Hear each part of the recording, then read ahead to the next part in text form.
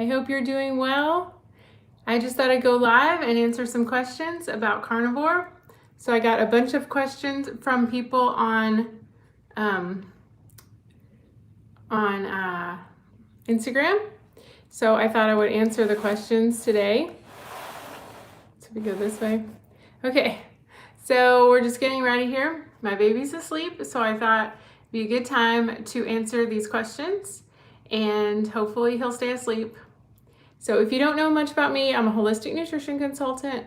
I have been working online for about 10 years, and I've also been trying to heal my own self through my journey with paleo, keto, carnivore. So this is what I do, and it's been a really fun journey, and I'm really a lot healthier than I was when I got sick the first time. So I just want to help you by teaching what I've learned, and that's why I do this, because it just lights me up inside and it makes me feel I want to help all the girls who are making the same mistakes that I made when I was a kid, when I was younger, that ruined my health. So that's what keeps me going every day, and I'm just so glad you're here. Please like this video, and hopefully my baby will stay asleep so we can talk about these questions. All right, I have them right here. All right, here we go. And if you have any more, just let me know. Hi, tell me where you're watching from. I haven't done a live in a while. I'm over on Instagram a lot, so more over there, but I make my videos every week, so make sure you subscribe because I put a new video every week. And I just put one about how to make a ribeye. Hi, Marie. How are you? Good to see you. Okay. Thanks everyone for watching my videos. It's really helpful, and I'll keep putting out one every day. Hi, Diane. All right, so these are common questions. I guess a lot of people now are starting. Hi, Deborah. Hi, Lucas and Sarah. Gabrielson. Thank you. Oh, sugar-free jerky. Yeah, I made that a while ago. All right, so let's go with these, and then if you have, hi from South Africa. Wow, long way away. I'm in Nashville. So, all right, electrolytes, let's see, this is the beginning. All right, electrolytes with sweeteners. So over on Instagram, I do advertise this electrolyte a lot. It's the Relight, and they're asking, is it okay to have electrolytes with sweeteners? This one has sweeteners. If you're new to carnivore, I would say you want to do a period of time with no sweeteners. And, you really should just listen to your intuition. Are you somebody who can handle sweeteners and do okay with it? Or is it something that you have a hard time with? So I would say normally I do have a hard time with it, but this has helped me so much while I'm breastfeeding and stuff. And they also do have an unflavored version. So see, this is the pina colada one. This is a new flavor. And you can get this down in the description with my code GrassFedGirl. But they do have an unflavored. So you just kind of have to listen to your intuition about this if you know yourself. I may have switched to the unflavored version after I'm nursing, but right now it's helping me so much with my water consumption and having my supply up because I am nursing all day, every day. And so it's just up to you. If you're somebody who hates water and you won't drink any water without something like this, then you just have to weigh the pros and cons for yourself, if that makes sense. So right now for me, the sweeteners are kind of a lesser evil. And again, you can get the unflavored. So I just like this brand. It has ancient sea salt from underground in Utah. So it's not imported, so it has less of a carbon footprint. And also it doesn't have the plastic contamination that's a problem now with the ocean. So anyway, you can get with savings with the code GrassFedGirl down in the description, and you can get any one you want. So that's the reason for me I'm using this right now. But like I said, you can use unflavored. You can also just use salt. For the first year I did carnivore, I only did salt in capsules sometimes, or you can put a little sprinkle in all your water. It's just, you have to experiment and find what's right for you. So right now, that's the best for me. All right, alcohol, which is best? Hi. So which kind of alcohol is best? And is it okay to have alcohol? I quit drinking in 2006, so that's quite a while ago.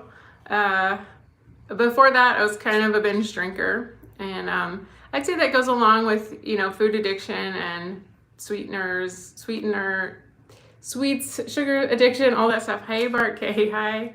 I meant to write you back, but I had problems with my pregnancy and birth and everything. I'm gonna get back to you. Anyway, so alcohol, we're talking about alcohol. You want to avoid alcohol, I would say at least 30 days. You know, if you want to have some alcohol every so often, you want to stick to the 0 carb alcohols and no sweeteners added. So no margarita mix or Coca-Cola or anything. Always have a diet sweetener, or like a seltzer water with a little lime or something like that. So never ever put a sweetener with your alcohol. And, you know, alcohol just turns to sugar in the body in a roundabout way. So it depresses your immune system. It has no benefit. You need to find, a long-term strategy is to find other ways to deal with stress. You know, sometimes you've got to be okay with just being sober. And that's, you know, just enjoy nature, just enjoy a relaxing sunset, something like that, a walk. Alcohol is not the answer. You're probably just trying to cover up some other problem. So, you know, I could go on and on about that all day. Like I said, I'm a former binge drinker from college and everything. So, definitely not the person you want to get, like, alcohol, like, is okay. Because I'm not really the person who's going to say that. So, but if you are going to drink it, you want to drink like a clear liquor, like vodka or something like that, and no added sweeteners. And I would just do that very, very seldom on very special occasion or something like that, if you want to have good benefits. And, you know, if you have a lot of health problems, definitely avoid alcohol, at least for 30 days so you can get fat adapted and all that. It's gonna kick you out of ketosis for sure. All right, snacky carb cravings, how to get through. I have snacky carb cravings, how to get through. You are probably not eating enough. I'm a big proponent of kind of overeating at the beginning of carnivore. You really want to stuff yourself, because otherwise if you're trying to have that diet mindset where you're restricting carbs, restricting calories, I mean, you will be restricting carbs, but you're not restricting portions. So if you have that diet mindset, you're not going to get through it and you're not going to stick with it. So you really want to fill up just really full till you can't eat another bite. And that will help you so much in your first month. So definitely do not restrict portions. Eat more, and that will get you through the snacky cravings. Also, your electrolytes are probably off. Eat more salt, more salt, more salt, more salt, and you will be much better. So heavily salt your food, and in addition, add salt to your water. Put salt in capsules, drink it, take it. That will get you through, and it's going to probably last about 2 weeks, and then you're going to be like, ooh, it's like you crossed over, and you're going to be like, wow, I can't believe I was ever addicted to carbs, you know?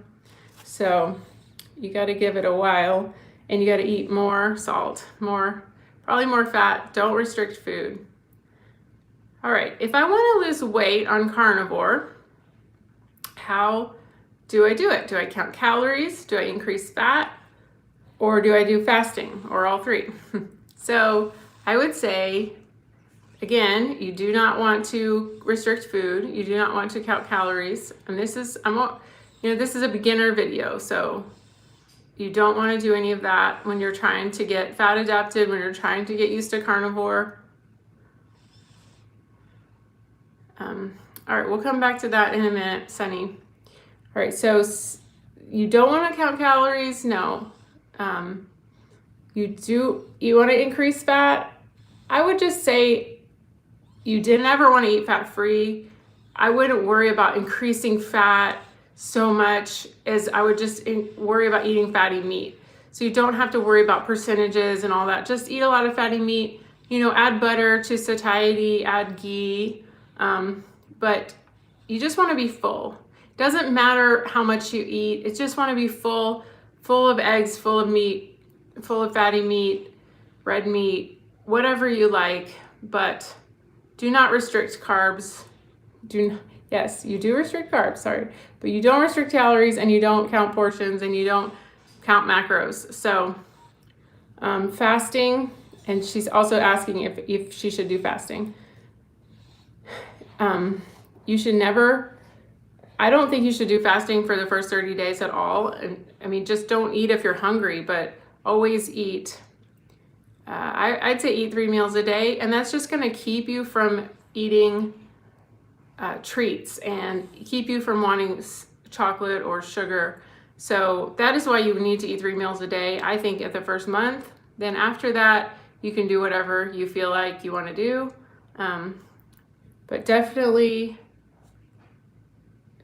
I would not fast, at least for the first 30 days. I'm not a big proponent of fasting. I have Hashimoto's, so it's really hard on my blood sugar.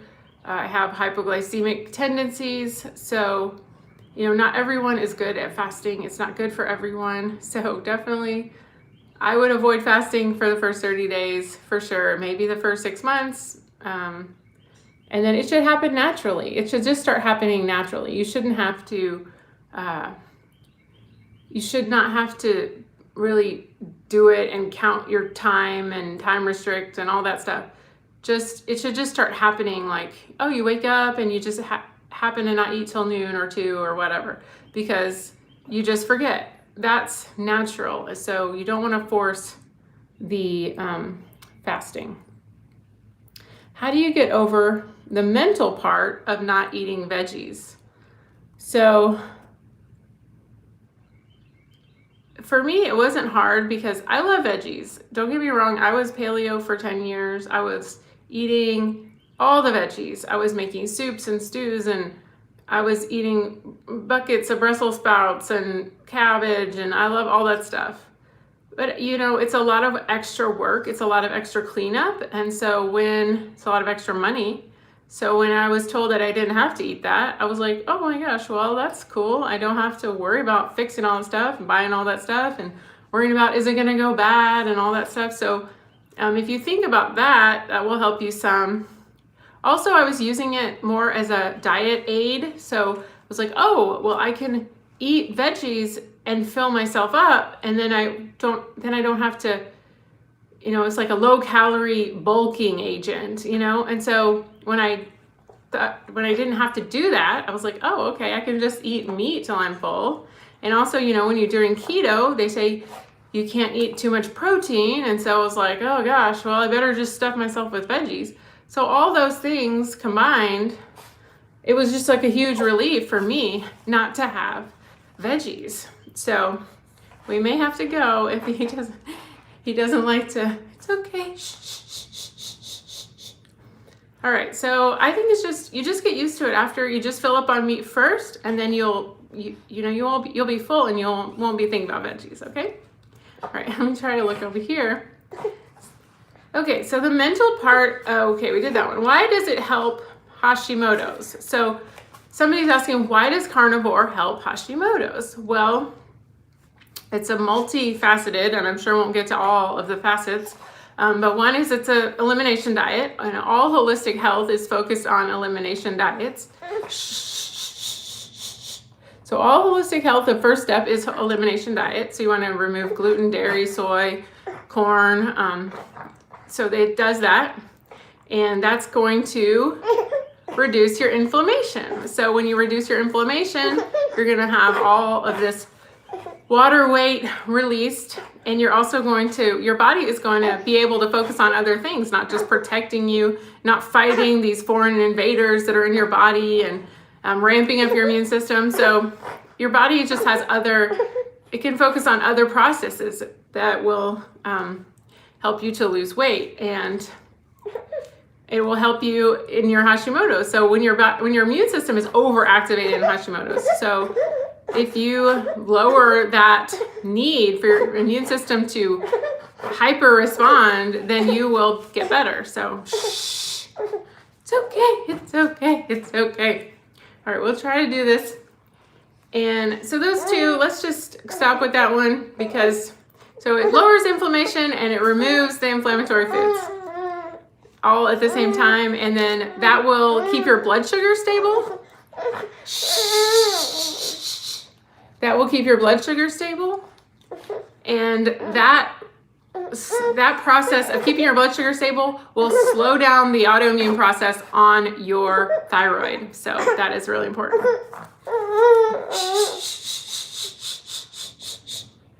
So somebody asked, is it important to have no sugar bacon?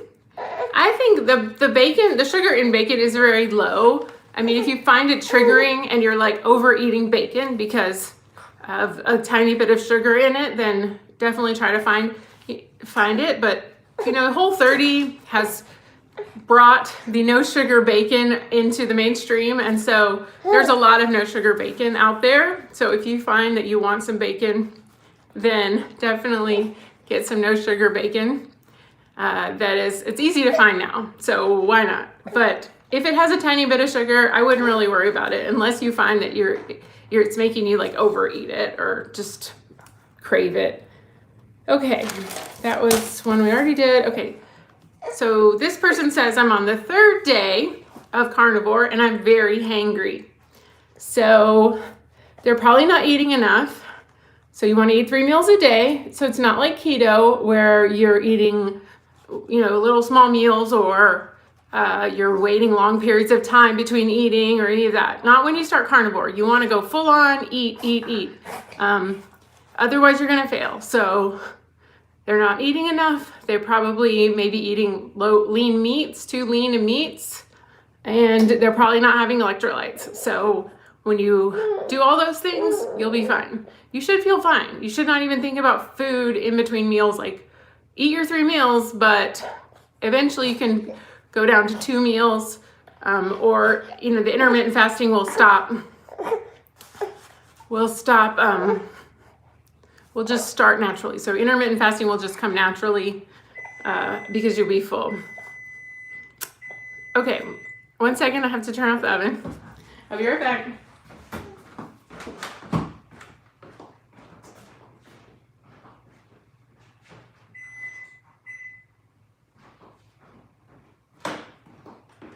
Okay, I'm back. Sorry. All right. How much Relight do you have to have? How much Relight do you drink per day? I drink, as I was talking about my Relight, I have my Relight drink here. I drink about 3-4 of these a day, scoops. So it has a scoop in it.